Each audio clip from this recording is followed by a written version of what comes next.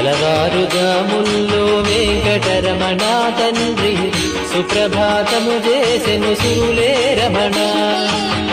పంచామృతములతో వెంకటరమణ తండ్రి నిత్యాభిషేకములే నిత్యము రమణ.